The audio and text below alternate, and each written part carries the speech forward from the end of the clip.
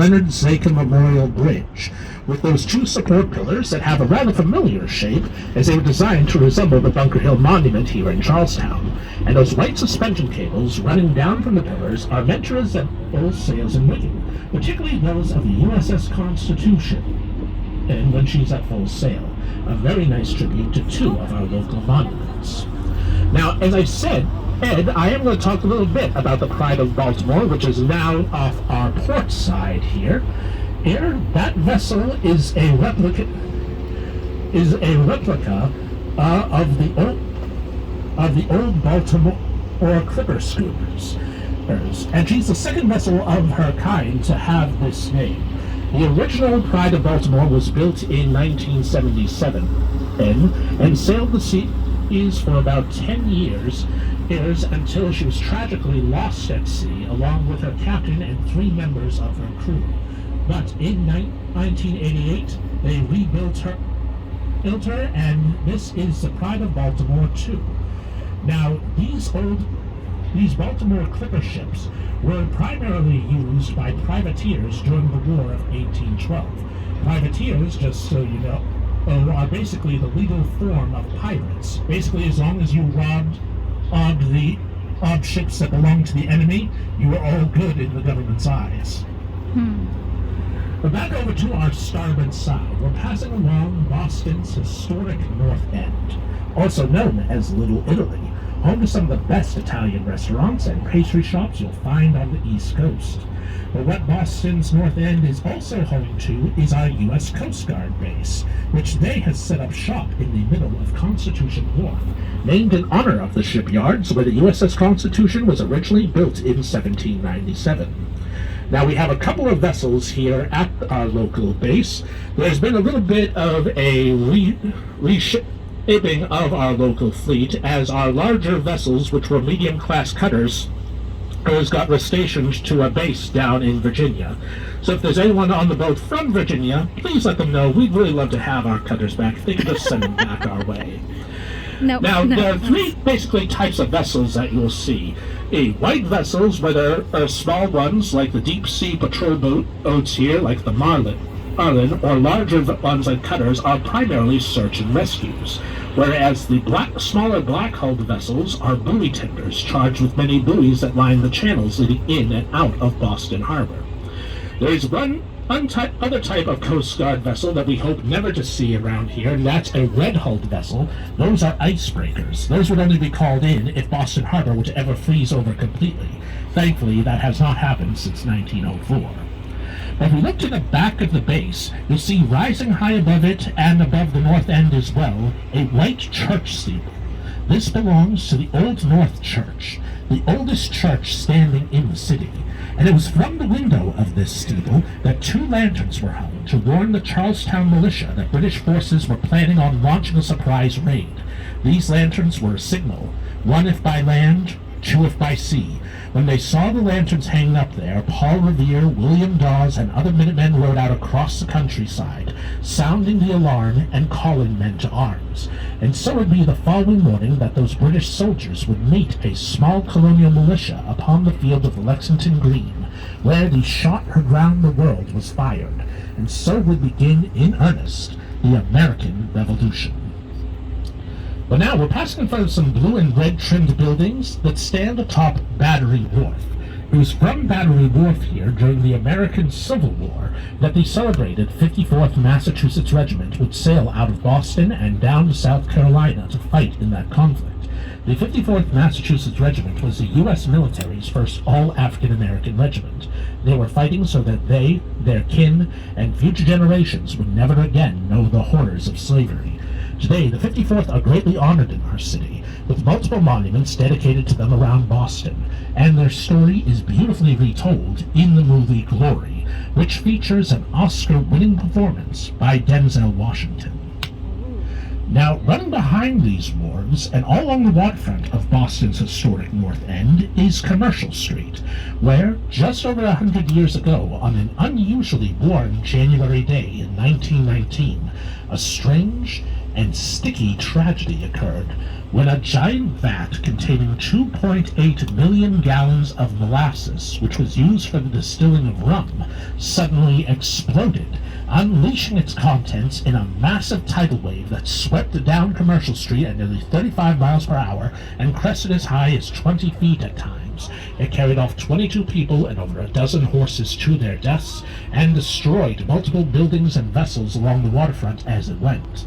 The following morning, our local paper, the Boston Herald, which is still in print to this day, ran a headline on their front page, dubbing this tragedy the Boston Molassacre.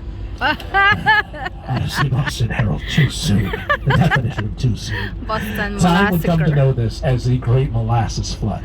It took 6 years for them to clean up all the spilled molasses here in the North End. But residents of the North End to boy. this day will tell you that on very hot summer days, you can still smell that sickly sweet molasses. Ooh. Once again, ladies and gentlemen, we are being treated to a splendid view of our city skyline. It's at this particular angle that one can truly appreciate all the different shapes and designs of the buildings that make up the skyline today. And rising up in the center of it, you'll notice a distinct gray granite clock tower.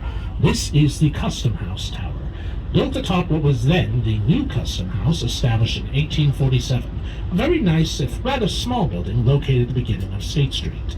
In 1914, they added the clock tower to the Custom House, raising the building's height to just under 500 feet, making it, for a period of about 50 years, Boston's tallest, and for a time, only skyscraper.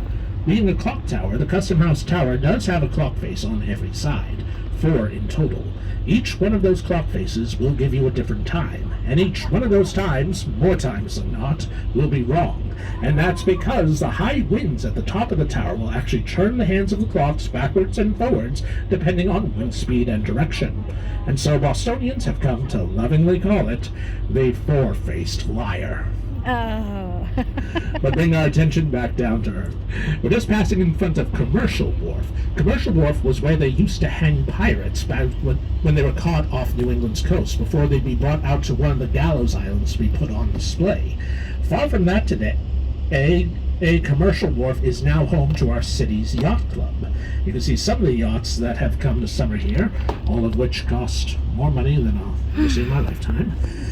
But if you look to the shore behind the yachts, you'll see the green trees of Columbus Park. Then just over the treetops, there's a small spire with a gold dome top.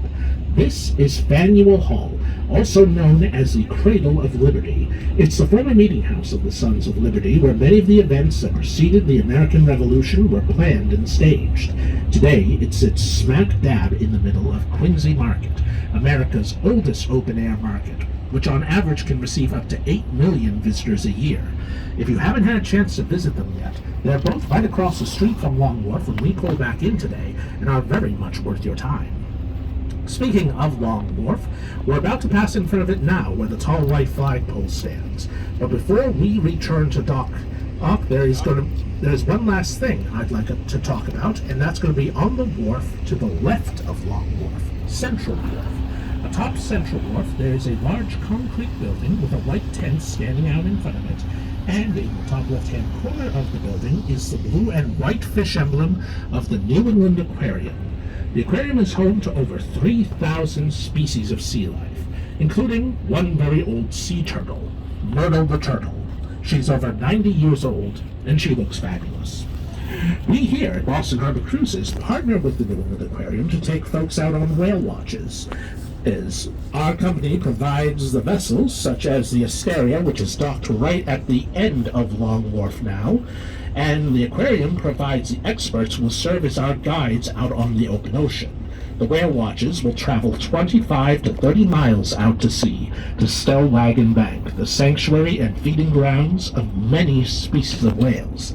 And we plan to run the whale watches every day, sea conditions permitting, all the way into November.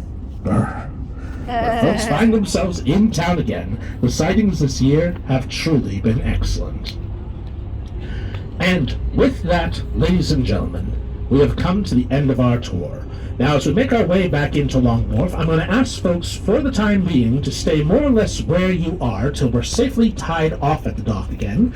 I'll come back on over the microphone to let you know when it's safe to disembark. Until then, if you could keep clear of stairwells for your safety as we return to dock. But other than that, ladies and gentlemen, I would like to take this moment on behalf of myself and our hard-working captain and crew to thank you all for joining us on this beautiful day out here on the harbor. My name is Kevin. It has been a delight to be your narrator. If you wish to show your appreciation, you'll find me down on the dock as you depart the vessel. Just look for the strikingly handsome fellow in the blue shirt and the purple sunglasses. Thank you again for joining us this morning, folks, and enjoy the rest of your day here in Boston. Thank you all. Thanks, Kevin.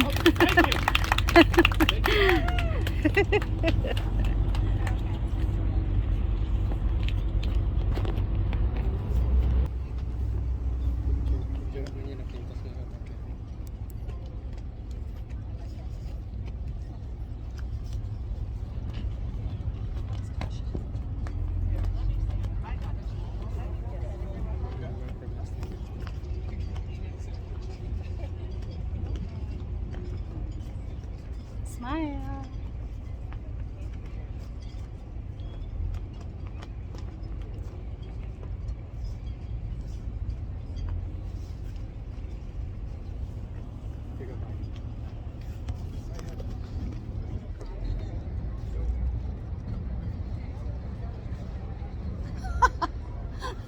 Malala magaya.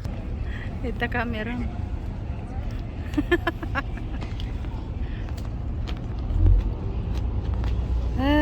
That's it, folks.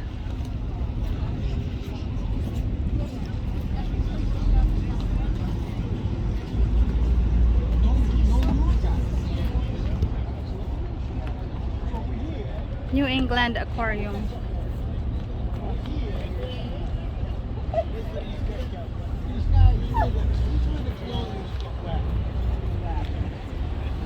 We're back.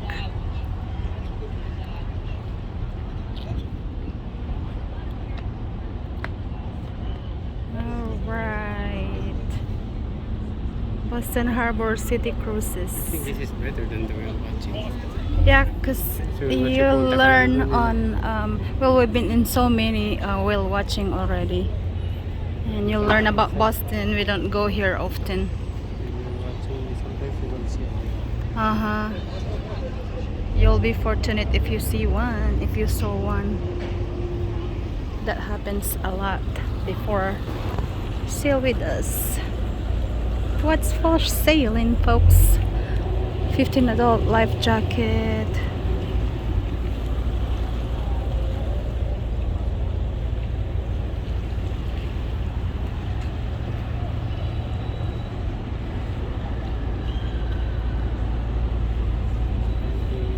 Dandan sa hindi pa ba dagadi babain. Ato ni tanom ni Jara. Yung bating Karkan dito bag mo at dati space natin bag ko awanon. Yeah. Mabukulan na kaya nga makapasyaran the rest of the pasyal. We still have a week to explore after going back to work. okay na ito.